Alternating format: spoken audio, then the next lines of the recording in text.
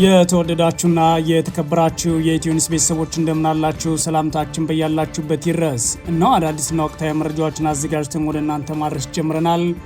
ከኢትዮኒውስ መረጃዎች ጋር አብራችሁ እንድትቆዩ ደግሞ ግብዣችን ነው። በቅድሚያም አርዕስተ ዜናዎችን አስቀድማለሁ። በአማራ ክልል የተለያዩ አካባቢዎች በአገዛዝ ጦርና ፋኖ ኃይሎች መካከል የሚደረገው ውጊያ ዛሬም ቀጥሏል። የብልጽግና አገዛዝ ሌተናል ጄኔራል መሐመድ ተሰማን ጨምሮ በከፍተኛ ወታደራዊ አዛዦች እየተመራ በከባድ መሳሪያ ታግዞ ውጊያ በተከፈተበት የጎጃም ደጋዳሞት ጮቄ ቀጠና ሕፃናት ጨምሮ በርካታ ሰላማዊ ሰዎች መገደላቸውን የመረጃ ምንጮች ለኢትዮኒውስ ተናግረዋል። ዝርዝሩ ተዘጋጅቷል። አቶ ጌታቸው ረዳ ህወሓት ከሻዕቢያ ጋር በመተባበር ወጣቶችን ለሞትና ለስደት እየዳረገ ነው ሲሉ ከሰሱ። ዛሬ በአዲስ አበባ በተደረገው ሰልፍ ላይ ንግግር ያደረጉት የብልጽግናው ጠቅላይ ሚኒስትር አማካሪ ሚኒስትር ጌታቸው ረዳ የፕሪቶሪያው ስምምነት ፈርሷል የሚል ትርክት ህወሓት ገንብቷል፣ አዲስ ውልም ለመፈጸም እያሰበ ነው ሲሉ ከሰዋል። በዝርዝር የምናየው ነው። በሌላ በኩል በትግራይ ክልል በሁሉም መንገድ ትግላችን ይቀጥላል ማለት ያሳወቀው ሰልፉን አስመልክቶ በወጣው መግለጫ ነው። በሰልፉ ላይ የትግራይ ተወላጆች ስላልተገኙ የአደረጃጀቱ የተጠረነፉ ብሔር ብሔረሰቦች ተሳትፏል ብሏል። ዝርዝሩን ሰሙታላችሁ። አሜሪካ ለኢትዮጵያን የሚሰጥ የእርዳታ ስንዴ በመርከብ ማጓጓዝ ጀመረች። የብልጽግናው አገዛዝ ጠቅላይ ሚኒስትር አብይ አህመድ እርዳታ መቀበል አቁመናል፣ ከውጭ ስንዴ ማስገባትን አብቅቷል በማለት በአገር ውስጥ ለማስጨብጨብ ከሞከሩ ከወራት በኋላ የተሰማው ይህ ክስተት በአሁኑ ሰዓት ኢትዮጵያን በከፍተኛ ጉዳት ላይ በመሆናቸው እርዳታ መድረስ አለበት ተብሏል። የአሜሪካ አስቸኳይ የስንዴ እርዳታ በጉዞ ላይ ሲሆን ይህም ብልጽግና የተረጂዎቹ ቁጥር ዜሮ ደርሷል ሲል የዋሸውን የሚያጋልጥ መረጃ ሆኗል። ዝርዝሩን ትሰሙታላችሁ። የኤርትራው ፕሬዝዳንት ኢሳያስ አፈወርቂ የሱዳን ሉዓላዊ ምክር ቤት ሊቀመንበር ጀነራል አብዱል ፈታህ አልቡርሃን ተቀብለው አነጋግሯል። ሁለቱ መሪዎች በአስመራ የተነጋገሯቸው ጉዳዮችን ታውቋል። ሱዳን በሌላ በኩል በቀይ ባህር ዳርቻ የሚገኘው የሶአኪን ወደብ ላይ የጋዝ ተርሚናል ለማልማት ከቱርክ ኩባንያ ጋር የመግባቢያ ስምምነት ፈርማለች። በዝርዝር እናየዋለን። የአሜሪካ ጦር ለ7 ተከታታይ ምሽት በኢራን ላይ ድብደባ መፈጸሙን አስታውቋል። በሌላ በኩል ኢራን ከአሜሪካ ድብደባ በኋላ በባሕረ ሰላጤው ሀገራት ላይ የምትፈጽመውን ጥቃት አጠናክራለች። የተወደዳችሁና የተከበራችሁ የኢትዮኒውስ ቤተሰቦች አብራችሁን ቆዩ። ወደ ዝርዝሩ አልፋለሁ። በአማራ ክልል የተለያዩ አካባቢዎች በአገዛዝ ጦርና ፋኖ ኃይሎች መካከል የሚደረገው ውጊያ ዛሬም ቀጥሏል። የብልጽግና አገዛዝ ሌተናል ጄኔራል መሐመድ ተሰማን ጨምሮ በከፍተኛ ወታደራዊ አዛዦች እየተመራ በከባድ መሳሪያ ታግዞም ውጊያ በተከፈተበት የጎጃም ደጋዳሞት ጮቄ ቀጠና ሕፃናት ጨምሮ በርካታ ሰላማዊ ሰዎች መገደላቸውን የኢትዮኒውስ የመረጃ ምንጮች ተናግረዋል። በክልሉ ጎንደር ከተማ ዙሪያ ጠዳ ክፍለ ከተማና መገጭ ግድብ ከተንቀሳቀሰው የአገዛዝ ጦር ጋር በተደረገ ውጊያ በርካታ የአገዛዝ ወታደሮች መገደላቸውን የፋኖ ኃይሎች አስታውቀዋል። ከጎንደር ከተማ ምስራቅ አቅጣጫ ዳዋና አምቦ በር አካባቢዎች በተደረገው በዚህ ውጊያ ከ20 በላይ የአገዛዝ ጦር አባላት ሲገደሉ ወደ ቀጠናው የተንቀሳቀሰው ጦርም የፋኖ ኃይሎች የከፈቱ ውጊያ ተከትሎ ወደ ኋላ ለማፈግፈግ ተገዷል ሲሉ ነው የፋኖ ኃይሎች ያስታወቁት። በተያያዘም በቀጠናው ወገራ ወረዳ በአገዛዝ ጦርና ፋኖ ኃይሎች መካከል በቀጠለው ውጊያ የአገዛዙ መከላከያና ሚሊሻ አባላት መገደላቸውን የፋኖ የመረጃ ምንጮች ለኢትዮኒውስ ተናግረዋል። በወረዳው ትርጎ ስጌና ዳባታ አቦ አካባቢ ለተከታታይ 6 ሰዓት በዘለቀ ውጊያ ነው በርካቶች መገደላቸው የተሰማው። በተመሳይ በክልሉ ወሎ ቀጠና በተለያዩ አካባቢዎች በአገዛዝ ጦርና ፋኖ ኃይሎች መካከል የሚደረገው ውጊያ ቀጥሏል ተብሏል። የፋኖ ኃይሎች በሰሜን ወሎ ዞን ከጋሸና ከተማ ወደ ላሊበላ ከተማ ጉዞ ላይ በነበረ የአገዛዝ ጦር ላይ በከፈቱት ውጊያ ከፍተኛ ሰብአዊና ቁሳዊ ጉዳት አርሰንበታል ሲል አፋብን ምኒልክ ዕዝ ለሚዲያችን በላከው መረጃ አስታውቋል። የፋኖ ኃይሎች ውጊያ የከፈቱት ላስታ ወረዳ ድብኮ ከተማ፣ ጸጋዬ ተራራ፣ ደጎሮ ማርያምና ገብርኤል ተራራ አካባቢዎች መሆኑን ነው አፋብን ያስታወቀው። በቀጠናው የሚደረገው ውጊያ በምዕራብ ወሎ ወረዳዎችም ቀጥሏል ያሉት የፋኖ የመረጃ ምንጮች በትላንትናው ዕለት ሐምሌ 10 2018 ዓ.ም በወግዲ ወረዳ ከባድ ውጊያ ተደርጓል ብለዋል።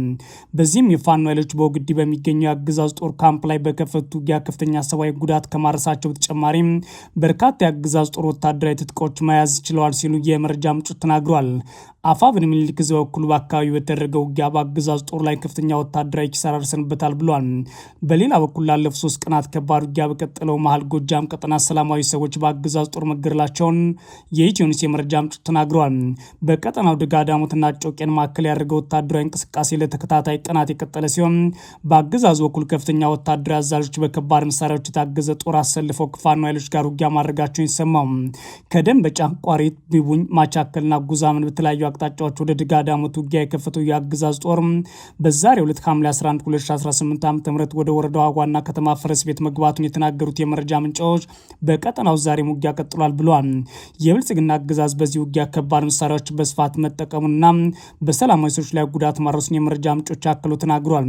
በተለይም ከቋሪት ገነት አቦ በኩል ወደ ድጋዳሞት የተንቀሳቀሰው የአገዛዝ ጦር ዳንዳን ተራራ፣ ወይበኝና ጠጠር ማርያም አካባቢዎቹ ፋኖ ኃይሎች ከፍተኛ ጉዳት አስተናግዷል ያሉት የመረጃ ምንጮቹ ጦሩ በፋኖ ኃይሎች ውጊያ ከፍተኛ ጉዳት ሲደርስበት የከባድ መሳሪያ ድብደባዎች ማድረግ ቤት ለቤት በመግባት በሰላማዊ ሰዎች ላይ ጭምር ግድያ ፈጽሟል ብለዋል። በዚህም በቋሪት ወረዳ አለሳትና አካባቢ 2 አርሶ አደሮች ሲገደሉ 2 ህጻናትና አንድ በቤት ውስጥ የነበረ ወጣት ደግሞ በከባድ መሳሪያ ቆስለዋል ሲሉ የመረጃ ምንጮች ለኢትዮ ኒውስ ተናግረዋል። በተመሳሳይ በድጋዳሞት ነጯና ይበርት ሐሙስ ገበያ አካባቢዎች ወይዘሮ እጅጋየሁ ሽፈራው የተባለች እናት ከ2 ህጻናት ልጆቿ ጋር እንዲሁም ሌሎች 5 ሰላማዊ ሰዎች የአገዛዙ ጦር በተኮሰው ከባድ መሳሪያ በመኖሪያ ቤታቸው ተመተው መገደላቸውን የመረጃ ምንጮች ተናግረዋል። በተመሳሳይ በስናን ወረዳ ጣማየት የተባለ አካባቢ እንዲሁም በማቻከል ደጋሰኝና በደንበጫ ገሊላ አካባቢዎች ሰላማዊ ሰዎች በአገዛዙ ጦር መገደላቸውን የኢትዮ ኒውስ የመረጃ ምንጮች ተናግረዋል። አቶ ጌታቸው ረዳ ህወሓት ከሻዕቢያ ጋር በመተባበር ወጣቶችን ለሞትና ለስደት እየዳረገ ነው ካሉ በኋላ የፕሪቶሪያ ስምምነትን አልተሳካም በማለት የማፍራሽነት ሚናውን እየተጫወተና ሌላውን ለመፈጸም እየተዘጋጀ ነው ሲሉ ከሰሱ። ዛሬ በአዲስ አበባ በተደረገው ሰልፍ ላይ ንግግር ያደረጉት የብልጽግናው ጠቅላይ ሚኒስትር አማካሪ ሚኒስትር ጌታቸው ረዳ የፕሪቶሪያው ስምምነት ፈርሷል የሚል ትርክት ህወሓት ገንብቷል ማለት ከሰዋል። የትግራይ ክልል በበኩሉ በሁሉም መንገዶች ትግላችን ይቀጥላል ማለት ያሳወቀው ሰልፍን አስመልክቶ በወጣው መግለጫ ነው። በሰልፉ ላይ የትግራይ ተወላጆች ስላልተገኙ በአደረጃጀት የተጠረነፉ ብሔር ብሔረሰቦች ጭምር ተሳትፏል ብሏል። የክልሉ መንግስት በትግራይ የሰላምና የለውጥ ምክር ቤት አዘጋጅነት አፈሳ ይቁም ሰላም ይስፈን በሚል መሪ ቃል በመስቀል አደባባይ ዛሬ የተጠራው ሰልፍ ጦርነት የሚሰበክበትና ህወሓት እንዲጠፋ የሚመከርበት ሆኖ ውሏል። ሰልፉ በክልሉ የሚታየው የውጥረት ሁኔታ እንዲያበቃና ዘላቂ ሰላም እንዲመጣ የፌዴራሉ መንግስት እርምጃ ይውሰድ። ሰልፉ ላይ የተገኙት የብልጽግናው ጠቅላይ ሚኒስትር የምስራቅ አፍሪካ ጉዳዮች አማካሪ ጌታቸው ረዳ የፕሪቶሪያ ስምምነት እንዲተገበር የነበረው ጥረት በሙሉ ስልጣን ለመቆጣጠር በሚፈልግ ቡድን መሰናከሉን በይፋ ተናግሯል። እንደ አቶ ጌታቸው ረዳ ከሆነ ስምምነቱ ሳይተገበር ፈርሷል የሚል ትርክት በመፍጠር ከሻዕቢያ ጋር መቀናጀት ተመረጠ ብለዋል። አቶ ጌታቸው በንግግራቸው ህወሓት ከሻዕቢያ ጋር በመተባበር በትግራይ ውስጥ ሁከት እንዳይባባስ፣ ወጣቶች ለሞትና ለስደት እንዲዳረጉ እንዲሁም ክልሉን ላለመረጋጋት እንዲጋለጥ አድርጓል ማለት የወነጀሉ ሲሆን የትግራይ ክልል መንግስት ኮሚኒኬሽን ጉዳይ ባወጣው መግለጫ ግን ሰልፉም ከሽፏል፣ የዓላማቸውም የጦርነት ቅስቀሳ ነበር ብሏል። የክልሉ መንግስት ኮሚኒኬሽን ዛሬ ባወጣው መግለጫ ሰልፉ ለአብይ አህመድ የዘር ማጥፋት ፕሮጀክት የጦርነት ማስጀመሪያ ድጋፍ የተደረገበትና በካዲዎች ሴራ ጭምር የትግራይ ህዝብ የሉና ጥያቄ እንዲደበሰበስ የታሰበበት ነበር ብሏል። ይህ የካዲዎች ቡድንና የዘር አጥፊው አብይ አህመድ ተላላኪ የጠሩት ሰልፍ ከሽፏል ያለው የእነ ደብረ ጽዮን መግለጫ ዋና ዓላማው የትግራይን ህዝብን ህልውና አደጋ ላይ መጣል አልነበርም ብሏል። ጨምሮም ሰልፉ አንዳንድ የተደናገሩ የትግራይ ተወላጆችና ተላላኪዎች እንዲሁም ባንዳዎች የተገኙበት ነበር ያለ ሲሆን በዋናነት ግን ሰልፉ የሚሳተፍበት በማጣቱ የከሸፈ ነበር። ከዛም አልፎ ከትግራይ ተወላጆች ውጭ በሰልፉ ብሔር ብሔረሰቦች ተሳትፎበታል ብሏል። በአሁኑ ሰዓት የሚደረገውን የዘር ማጥፋት ጦርነት ለመደገፍ ተደርጓል ሲል ይህንን ሰልፍ ያጣጣለው የክልሉ መንግስት መግለጫ የትግራይ ህዝብና ድርጅቱ ግን ከምን ጊዜውም በላይ ተጠናክረው በሁሉ መንገድ ትግላችን እንቀጥላለን ብሏል። አቶ ጌታቸው ረዳ ግን በንግግራቸው ወጣቶች ለውጭ ኃይሎች እየተሸጡ መሆናቸውና የቡድኑ ድርጊት የተቃወሙ ወጣቶች መታሰራቸውን በመጥቀስ ለዚህ ሁኔታ ተጠያቂነት ሊኖር ግድ ይላል ብለዋል። በተጨማሪም ለክልሉ የተበደበው በጀት ለህዝብ አገልግሎት ከመዋል ይልቅ በማባከን ተጠምዶ ቆይቶ ይህንን ከህዝብ በመደበቅ በፌዴራል መንግስት ላይ ተደጋጋሚ ወቀሳ ሲቀርብ እንደነበረ አንስተዋል። አቶ ጌታቸው ረዳይን የሚሉት የትግራይ ክልል በጀት ከተቋረጠበት ከ8 ወራት በኋላ ነው። የትግራይ ችግር መፍትሄ በሰላምና በውይይት ብቻ ሊገኝ ይገባል የሚሉት አቶ ጌታቸው ረዳ ማንኛውም መፍትሄ ህዝቡን ማዕከል ያደረገ ሊሆን ይገባል ብለዋል። የብልጽግና መንግስት ህዝቡን ለመጠበቅ ያለበት ህገ መንግስታዊ ኃላፊነት እንዲወጣ ጥሪ ያቀረቡ ሲሆን ዓለም አቀፍ ማህበረሰብ በጉዳዩ ላይ ተገቢውን ጫና እንዲያሳድር ጠይቀዋል። በክልሉ ጦርነት ይብቃ የሚሉ እንቅስቃሴዎች እየሰፉ ቢሆንም አሁን ላይ ግን የፌዴራሉ አገዛዝ በህወሓት ላይ እርምጃ እንዲወስድና ህወሓት እንዲያጥፋ መጠየቅ ወደ ግልጽ የጦርነት ቅስቀሳ እየተሸጋገሩ ይገኛሉ። አሜሪካ ለኢትዮጵያውያን የሚሰጥ የእርዳታ ስንዴ በመርከብ ማጓጓዝ ጀመረች። የብልጽግናው ጠቅላይ ሚኒስትር አብይ አህመድ እርዳታ መቀበል አቁመናል፣ ከውጭ ስንዴ ማስገባት አቁመናል ማለት ሀገር ውስጥ እያመረትን ነው ካሉ ከወራት በኋላ ነው የተሰማው። የአሜሪካ የአስቸኳይ የስንዴ እርዳታ በጉዞ ላይ ሲሆን ይህም ብልጽግና የተረጂዎቹ ቁጥር ዜሮ ደርሷል በማለት የዋሸውን የሚያጋልጥ ሆኗል። በዋሽንግተን የአስቸኳይ ጊዜ የምግብ እርዳታ መርሃ ግብር አካል የሆነና ወደ 47000 ሜትሪክ ቶን ገደማ የአሜሪካ የምግብ ምርቶችን የጫነ መርከብ ወደ ኢትዮጵያ በመጓዝ ላይ መሆኑ ተሰምቷል። ይህ እርዳታ ሀገሪቱ በስንዴ ምርቷ ላይ ራሷን ችላለች ሲሉ ከባለስልጣናትና ከጠቅላይ ሚኒስትሩ በላይ የሚገልጹ በርካቶች ቢኖሩም በሰብአዊ እርዳታ እህል ላይ ጥገኛ እንደሆነች ያመለክታል። የብልጽግናው ጠቅላይ ሚኒስትር ስንዴ ማቆመናን ተረጅም ዜሮ ደርሷል፣ በአሁኑ ሰዓት እርዳታ የሚቀበል የለም በማለት ከተናገሩ ከወራት በኋላ የመጣ ጉዳይ ነው። ሊበርቲ ግሎሪ የተሰኘችው መርከብ በዩናይትድ ስቴትስ መንግስት ምግብ ለሰላም በተሰኘ መርሃ ግብር ስር ወደ 37700 ሜትሪክ ቶን የሚጠጋ ማሽላና 9200 ሜትሪክ ቶን ስንዴ በመጫን ከሂውስተን ቴክሳስ ተነስታ በጉዞ ላይ ትገኛለች ይላል ዘገባው። እንደ አሜሪካ የግብርና መስሪያ ቤትና የአሜሪካ የግብርና ኢንዱስትሪ ቡድኖች መረጃ መሰረት መርከቧ አትላንቲክ ውቅያኖስን አቋርጣና የአፍሪካ ደቡባዊ ጫፍ በማለፍ ወደ ምስራቅ አፍሪካ በመጓዝ ላይ ትገኛለች። ይህ ጭነት የመጣው የአሜሪካ የግብርና መስሪያ ቤት ለኢትዮጵያና ለሱዳን እስከ 235 ሚሊዮን ዶላር የሚደርስ የአስቸኳይ ጊዜ ምግብና የተመጣጠነ ምግብ እርዳታ ለመስጠት ከካቶሊክ ረድኤት ድርጅቶች ጋር የመርህ ስምምነት ማድረጉ በተገለጸ በጥቂት ቀናት ውስጥ ነው። እንደ መስሪያ ቤቱ ገለጻ ይህ እርዳታ ጥቅል በሰብአዊ ረድኤት ስራዎች አማካኝነት ከባድ ረሃብና በተመጣጣኝ ምግብ እጥረት ለሚሰቃዩ በሚሊዮኖች ለሚቆጠሩ ወገኖች የሚደርስ ከ110 ሺህ ሜትሪክ ቶን በላይ የአሜሪካ የተመረተ የግብርና ምርትን የያዘ ይሆናል። እነዚህ የረድኤት ስራዎችን በኢትዮጵያ የሚካሄደውን የጋራ አስቸኳይ ጊዜ እርምጃና የሱዳን አስቸኳይ ጊዜ ፕሮጀክትን ጭምር የሚያካትቱ ናቸው። ይህ የቅርብ ጊዜ እርዳታ የደረሰው የኢትዮጵያ የብልጽግና አገዛዝ ሀገሪቱ በስንዴ ምርት ራሷን መቻሏን እየገለጸና ገለልተኛ አካላት የሚያወጡት ግምገማ አሁንም የውጭ ምርት ፍላጎት እንዳለ የሚያመለክቱን ሀሰት ነው ማለበት ጊዜ ነው። የብልጽግናው ጠቅላይ ሚኒስትር አብይ አህመድና የግብርና ሚኒስቴር ኢትዮጵያ የንግድ ስንዴ ግዥን ማቆሟን በመስኖና በክላስተር እርሻ ምርት በማስፋፋት ራሷን መቻሏና መበልጸጓ እንዲሁም ስንዴ ወደ ውጭ መላክ መጀመሯን ይህም የፖሊሲያቸው ውጤት እንደሆነ በተደጋጋሚ ይገልጻሉ። ነገር ግን የብልጽግና ባለስልጣናት ከዚህም በተጨማሪ ወደ ኢትዮጵያ ውስጥ የሚገባ ማንኛውም ስንዴ ለሀገር ውስጥ ፍጆታ ሳይሆን ለስደተኞች ብቻ የሚውል ነው ሲሉ ተደምጠዋል። በ2017 በግብርና ሚኒስቴር የእርሻና ሆርቲካልቸር ልማት ዘርፍ ሚኒስትር ዴታ የነበሩት መለሰ መኮንን ራሳቸው ኢትዮጵያ ላለፉት 4 ዓመታት ስንዴ አላስገባችን በማለት ክደው ነበር። ነገር ግን አሁን ላይ እንደሚታየው ከሆነና የተለያዩ ዓለም አቀፍ ተቋማት እንደሚያሳዩት በኢትዮጵያ አስቸኳይ የስንዴ ግዥ ጭምር እየተፈጸመ ነው። ይሁን እንጂ ሚያዝያ ወር የወጣው የአሜሪካ የግብርና መስሪያ ቤት ሪፖርትን በ2018-19 የምርት ዘመን የኢትዮጵያ ስንዴ ምርት በመስኖ መስፋፋት በምርጥ ዘር አጠቃቀምና በሜካናይዜሽን ምክንያት ካለፈው ወቅት የ8% እድገት ማሳየ 7.8 ሚሊዮን ሜትሪክ ቶን ይደርሳል ተብሎ እንደሚገመት አመላክቶ ነበር።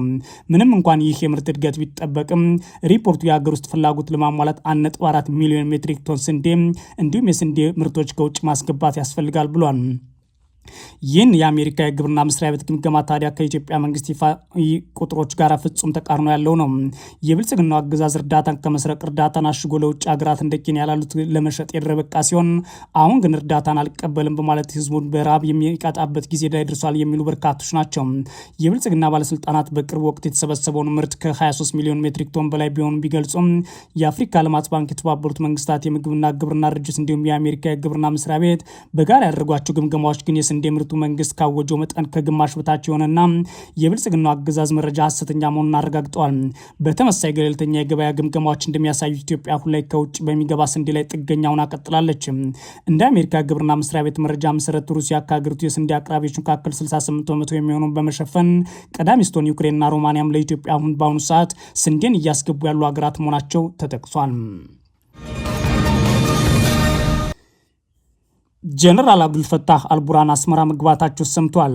የኤርትራው ፕሬዝዳንት ኢሳያስ አፈወርቂም እኒሁን ጀነራል ተቀብለው አነጋግረዋል። የኤርትራው ፕሬዝዳንት ኢሳያስ አፈወርቂ ለይፋ የስራ ጉብኝት አስመራ የገቡትን ጀነራል አልቡርሃንና ልኡካቸው ቡድናቸውን በቤተ መንግስት ማነጋገራቸውን የኤርትራ ማስታወቂያ ሚኒስትር አስታውቋል። ሚኒስትሩ የማነ ገብረ መስቀል በኤክስ ገጻቸው ባሰፈሩት መረጃ ሁለቱ ወገኖች በሁለትዮሽ ግንኙነት፣ በሱዳን ወቅታዊ ሁኔታ እንዲሁም በጋራ ፍላጎት ላይ በመሰረቱት ቀጠናዊ ዓለም አቀፍ ጉዳዮች ዙሪያ ሰፊ ውይይት ማካሄዳቸውን ገልጸዋል። የሁለቱ መሪዎች ውይይት የተካሄደው በሱዳን ውስጥ ያለው ግጭት በቀጠለበትና የአፍሪካ ቀንድ ሀገራትን ያካተተ ቀጠናዊ አስተላልፍ ይበልጥ በተጠናከረበት ወቅት ላይ ነው። የማነ ገብረ መስቀል ባጋሩት መረጃ ላይ የጀነራል አልቡርሃን ጉብኝት የቆይታ ጊዜ ወይም ተጨማሪ ሌሎች ስብሰባዎች መኖራቸውን በተመለከተ ምንም ፍንጭ አልሰጡም። በሌላ በኩል ሱዳን በቀይ ባህር ዳርቻ በሚገኘው የሱአኪን ወደብ ላይ የጋዝ ተርሚናል ለማልማት ከቱርክ ኩባንያ ጋር የመግባቢያ ስምምነት ተፈራርማለች። የሱዳን የባህር ወደቦች ባለስልጣናት በሀገሪቱ የቀይ ባህር ዳርቻ የሚገኘው የሱአኪን ወደብ ላይ የጋዝ ተርሚናል ለማልማት አርጋዝ ከተባለ የቱርክ ኩባንያ ጋር የመግባቢያ ስምምነት መፈራረማቸውን አልሞ ሀቂቅ የተባለው የሱዳን የሀገር ውስጥ ጋዜጣ ዘግቧል። ረቡዕ ዕለት በፖርት ሱዳን በሚገኙ የባህር ወደቦች ላይ ባለስልጣን ዋና መስሪያ ቤቱ የተፈረመው ይህ ስምምነት የባለስልጣን ዋና ዳይሬክተር ጅላኒ መሐመድ ጅላኒና የኩባንያው ባለቤት አልባዳክ መፈራረማቸውን ዘገባው አስፍሯል። እንደ ዘገባው ከሆነ ፕሮጀክቱ በስዋንኪን ወደብ ላይ በባርጅ በሚደገፍ መርከብ የሚቆም ላይ የተመሰረተ አዲስ የጋዝ ተርሚናል ግንባታ ያካትታል።